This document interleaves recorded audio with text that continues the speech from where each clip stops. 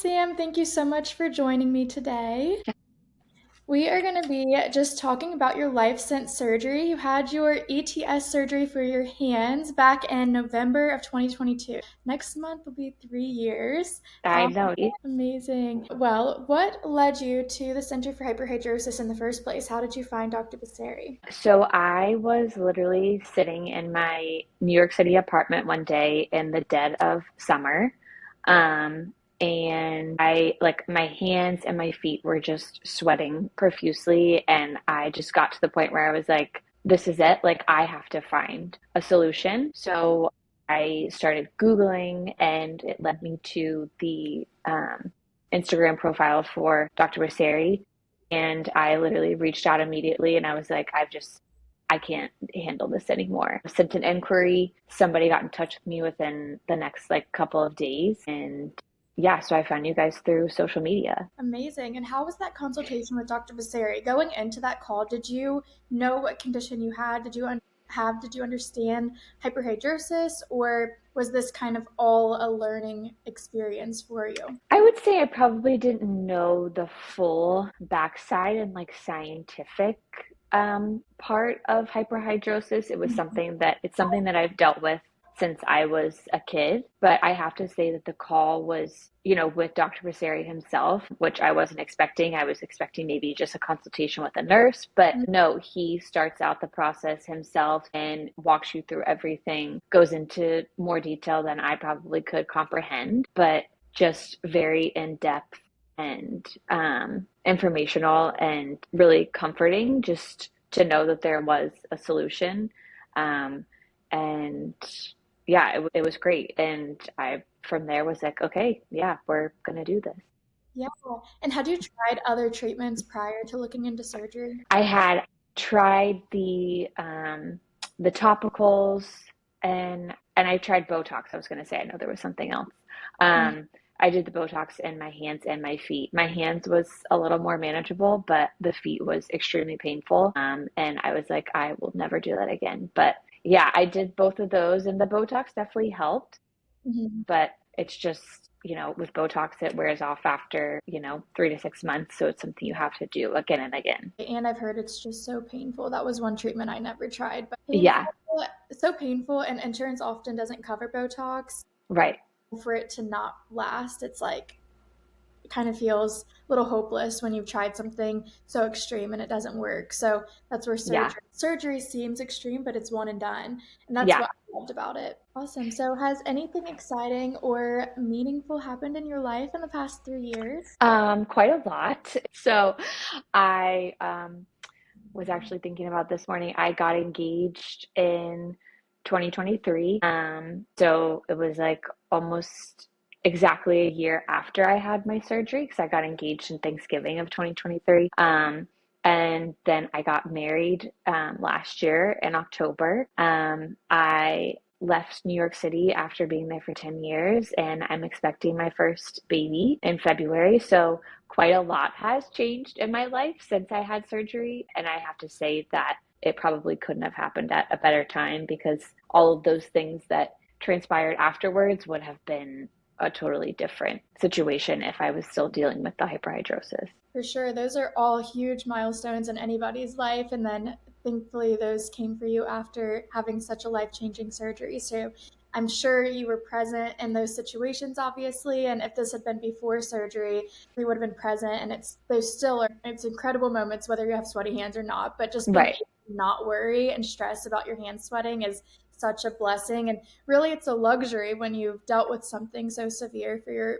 whole life to just Yeah. to worry about it. So incredible. Looking back now, what would you say are some of the small day to day moments that were really difficult when you had hyperhidrosis and things that are so much easier now? I think I'm back in my hometown of Virginia now, but living in New York City with the hyperhidrosis, I think prior to surgery, things that struggled with on a daily. I also worked in fashion design, so I was constantly like working with my hands, touching fabrics and things like that. But just like, I don't know, being out in public and touching like public transportation in New York City is how I got around. So like touching the poles and then literally like my hands leaving like a sweaty mark on the pole. And honestly, just like carrying things because New York City is such a place where you schlep. So just like managing a bunch of things in your hands at one time. Also going out with my now husband, but dating, I like to hold hands with my partner. And that was always just something that I typically tried to avoid prior to my surgery. So I would think those are probably some day-to-day things that I struggled with. And like I said, like when I, you know, finally couldn't take it anymore, simply just like sitting inside with the windows open, my hands just sweating, doing absolutely nothing. Absolutely. Those are all huge things that seem so little to anybody else, just like writing on paper, holding hands. Most people don't have to really think about it. Just relationship wise, you were dating your now husband when you had hyperhidrosis. How did you navigate those conversations? Did it just kind of come up because it had to? You can't really hide it? Yeah, I had just gotten to the point where I was just open with everyone and was like, I kind of like, jokes on me, like I have this condition called hyperhidrosis. And I think that we actually don't realize that the percentage of Americans that actually struggle with this issue is more than we know, because come to find out, my husband also deals with sweaty palms, not to the extent that I did, but I got to the point where I was just like, oh yeah, by the way, like my hands sweat really bad. And he's just like, well, I don't care. Like, my hands sweat too. So it was comforting to know that, even though he says those things, I'm still like, I still would feel uncomfortable holding his hand. It was just something that I never really could like it's just like an uncomfortable feeling, honestly. But yeah, I just started to be open about it and was like, yeah, this is who I am. Yeah, that's great. How do you feel like your confidence has changed since surgery and even just within yourself, but also like your now husband or your mom, your dad, your family noticing any confidence changes in you? I think that it's just something that I dealt with for so long. And, um, my mom knew that I had struggled with it like as a little kid and kind of got teased for it. And I would say that she sees that it made an almost immediate impact, and especially like in my career. Things still come up and like sometimes she'll like grab my hand just like as a sweet gesture and like, oh, you don't have sweaty hands anymore. But she sees the reaction on my face that it's just like, it's so like rewarding and like comforting to not have to think about, oh my gosh, somebody could possibly just like grab my hand, like randomly want to like hold your hand just as like a sweet gesture like moms do. And she just knows how much of a difference it's made just in my daily life, not having to like think about it Yeah. ever again. Yeah, and we had some time to catch up, and one of the things that made me so happy was to hear that you are doing makeup now professionally. So I would love to just hear more about that and how hyperhidrosis may have impacted that previously and how you feel confident doing it now. Yeah, it's always just been a passion and sort of a side hobby of mine. But I have to say that it probably would have been out of reach for me, or I would have felt like it would have been out of reach for me as a professional um, aspiration if I still had the hyperhidrosis, because I'm literally touching people's faces with my hands as a makeup artist constantly, like putting products on the face and so yeah, that would have just been totally something that was not doable for me. And that would have been really disheartening because it is something that I really love, and it's artistry. And, I form these bonds with my clients and stuff. And it's a time for them to relax, and knowing that I'm not gonna, I'm also able to relax because it's also sort of a form of therapy for me. And just knowing that I'm not gonna have to deal with that added layer of stress from my hands sweating constantly throughout the process. I love that so much.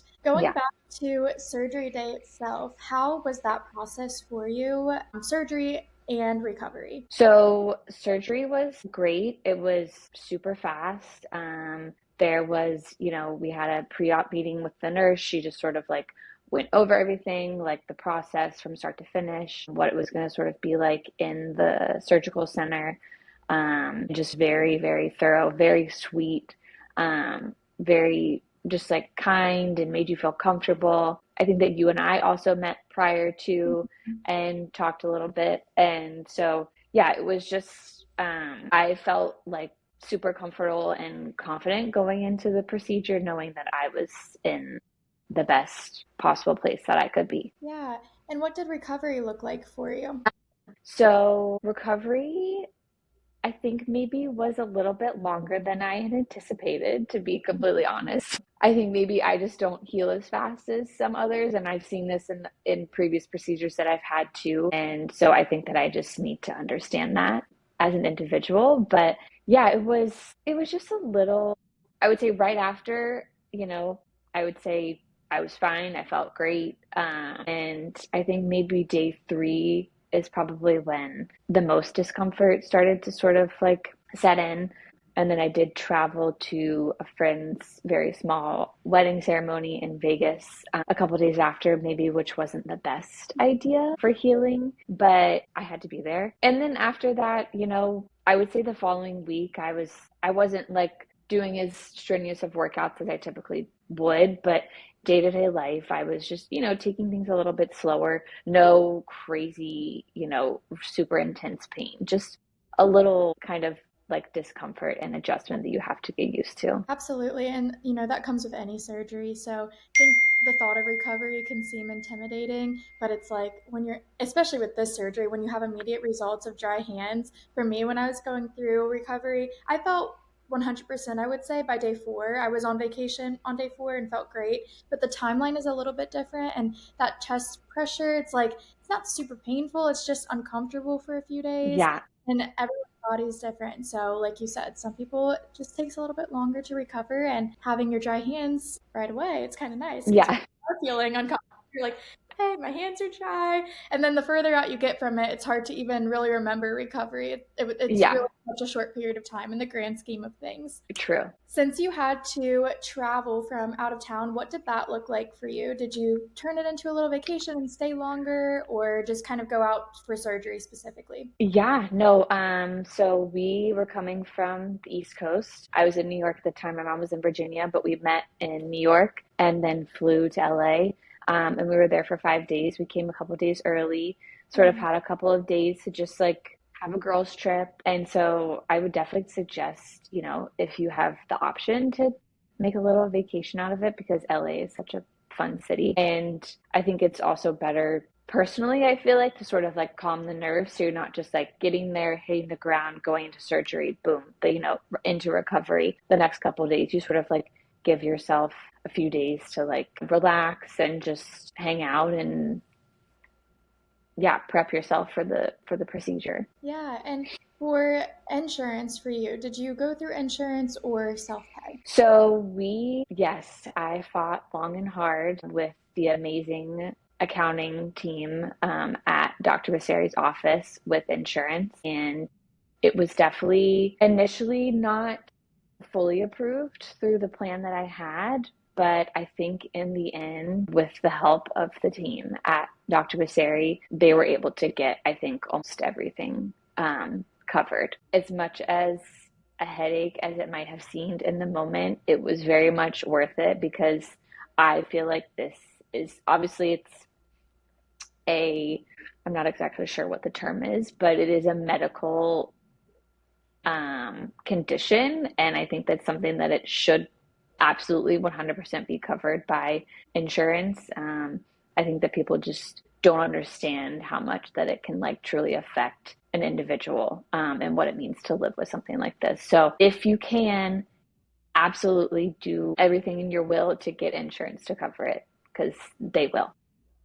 I agree, and I hear that time and time again with patients. It's not always easy. It's not always submit insurance, and then you get the call, "Oh, your insurance covered it. Come on out to Yeah, LA." It's often you do have to go back and forth and fight insurance because unfortunately there is such a lack of education around this condition, which is why just interviews and calls like this make such a difference. And hopefully in the future, kids and adults going into surgery won't have to fight as hard to get insurance coverage. But right now, yeah, that's just where we're at with this condition. So, yeah, thank you for sharing that. As for far sure. as after surgery, We talked about all of the great changes and just positives that have come out of it, but what have any side effects looked like for you? Compensatory sweating? So I did have one funny side effect that I reached out to Dr. Basseri about. I think it was maybe a week or two after, and come to find out that it only happens in like 1 of 10 of his patients. It's very rare. But one of my fingers, I think it was my thumb or maybe my index finger, but I lost feeling in it for a couple days. It was really strange. But he was like, not to worry, it's totally normal. He was like, it is really rare, but we have seen it happen before. The feeling will come back, and it did in fact come back. Everything was fine, but it was really strange.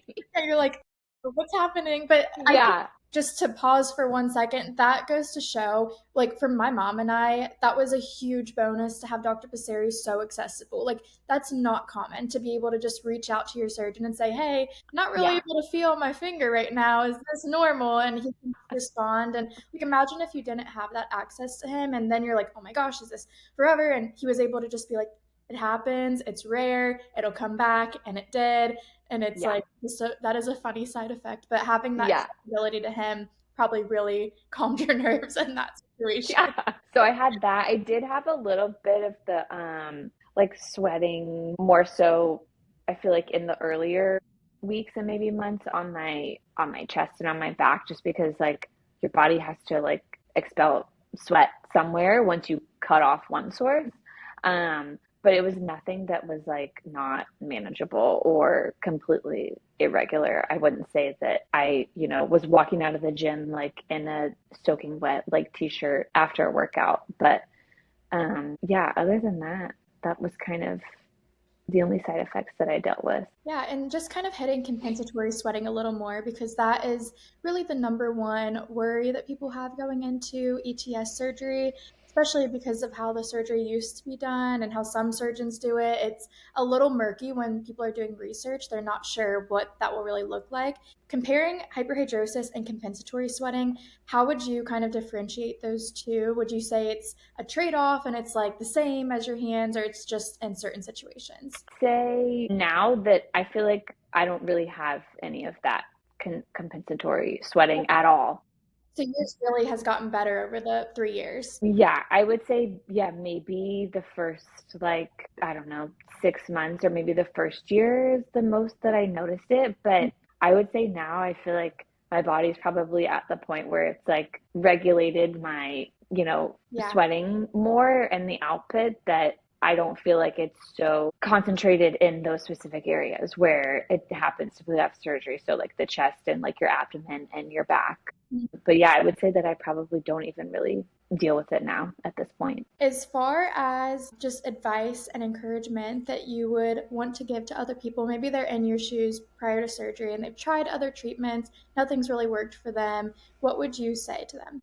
110% an advocate for the surgery for anybody who deals with severe hyperhidrosis, like you and I do. Honestly, people that I've talked to that I've told I've had the surgery don't even know it exists because if it's not something that you deal with, you typically, I mean, with anything, it's like if you don't deal with something, like why would you know or research further into it?